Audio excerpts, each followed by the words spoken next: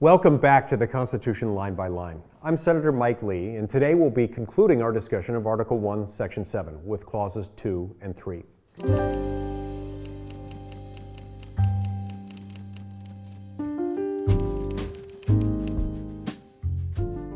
The text of this provision reads as follows, quote, "Every bill which shall have passed the House of Representatives and the Senate shall, before it becomes a law, be presented to the President of the United States. If he approve, he shall sign it, but if not, he shall return it, with his objections to that House in which it shall have originated, who shall enter the objections at large on their journal, and proceed to reconsider it. If after such reconsideration 2/3 of that House shall agree to pass the bill, it shall be sent, together with the objections, to the other House, by which it shall likewise be reconsidered. And if approved by 2/3 of that House, it shall become a law.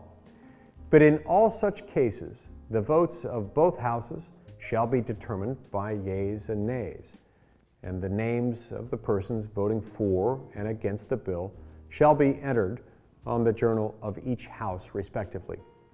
If any bill shall not be returned by the President within 10 days, Sundays excepted, after it shall have been presented to him, the same shall be a law, in like manner as if he had signed it, unless the Congress, by their adjournment, prevent its return, in which case it shall not be a law. Every order, resolution, or vote to which the concurrence of the Senate and House of Representatives may be necessary, except on a question of adjournment, shall be presented to the President of the United States, and before the same shall take effect, shall be approved by him, or being disapproved by him, shall be repassed by 2/3 of the Senate and House of Representatives, according to the rules and limitations prescribed in the case of a bill.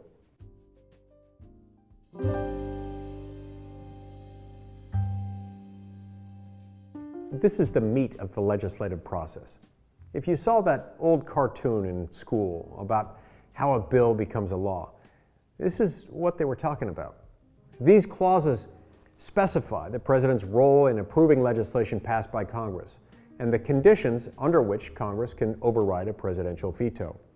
While Article 1, Section 1 specifies that Congress is the only body capable of crafting and passing federal legislation, Section 7 expands on this provision by adding additional detail about how the mechanics of the process actually work. As part of the system of checks and balances established by the framers, the President has to approve legislation before it can become law, unless 2/3 of the Congress votes to override his veto. This provision exists to ensure that a president can't gain undue power to prevent Congress from doing its job through unreasonable or excessive vetoes. However, given the difficulty of obtaining a 2/3 consensus in the legislature, it's rare for a Congress to be able to railroad an unwilling president as well. In our nation's history, a presidential veto has been overridden only 112 times. Now, this usually occurs only once or twice per presidency. But in the aftermath of the Civil War, with the White House and Congress deeply divided, President Andrew Johnson saw his vetoes overridden a whopping 15 times, more than any other president.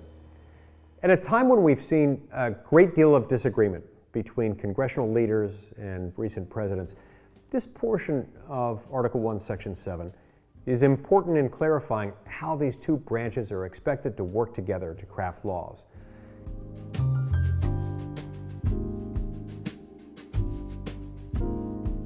As the executive branch has increased in power over the years, Section 7 remains relevant in providing Congress a way to rein in a president who is exceeding his authority and to retain the body's legislative power established in Article 1, Section 1. Note that the president is restricted here to either approving or disapproving of legislation. It's a binary choice. While he can consult with congressional leadership and make suggestions, he has no formal power to insert or remove provisions of a law. All he can do is vote up or down. From time to time, this restriction has been called into question, especially by those who worry about the tendency of Congress to smuggle controversial or partisan provisions into must-pass funding bills. The practice known as log rolling, where members are induced to vote for legislation by the insertion of special carve-outs for their states or pet funding projects, is also a concern.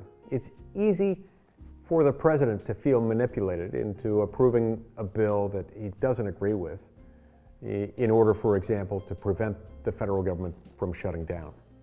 In 1998, a fix to this problem was proposed in a bill that would have given the president a line item veto. In other words, he would be able to veto parts of the bill while approving the rest. This bill was struck down by the Supreme Court in a case called Clinton versus City of New York.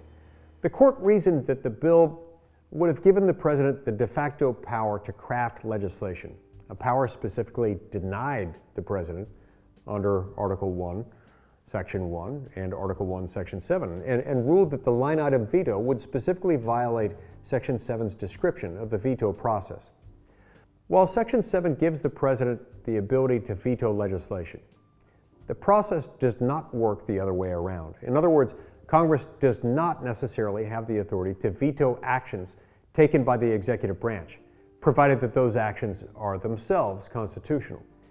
This was demonstrated in the case of Immigration and Naturalization Service versus Chadha in 1983, when the House of Representatives attempted to legislatively veto an order by the Attorney General to suspend the deportation of a Kenyan immigrant. The court ruled that the legislative veto violated principles of bicameralism, in which the House and Senate are required to work together to pass legislation, and that they also violated Article 1, Section 7, which provided for no mechanism for a legislative veto. You see, what had happened is that between the Franklin D. Roosevelt administration, when the legislative veto provisions first started making their appearance, and the Reagan administration, when INS v. Chadha was argued, the use of the legislative veto had gone from something that was isolated and sporadic to something that was relatively continuous and systematic. It was something that Congress started doing all the time. And so this really did represent a pretty fundamental shift in how legislation was crafted. It's especially significant when you look at the fact that had INS v. Chadha been decided differently, not only would you have seen legislative veto provisions already enacted to remain on the books, but you probably would have seen something of a proliferation of more and more of these provisions. Congress would delegate broad power to the executive branch, but then keep its foot in the door by reserving the last right to say, no, we don't like that.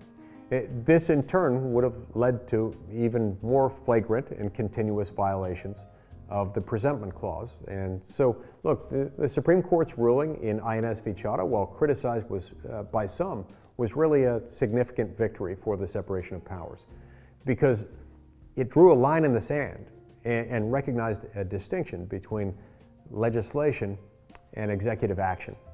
If you're going to change the law, if you're going to change the legislative status quo in America through federal law, you have to operate within the confines of Article 1, Section 7, including the presentment clause. You can't get away from that.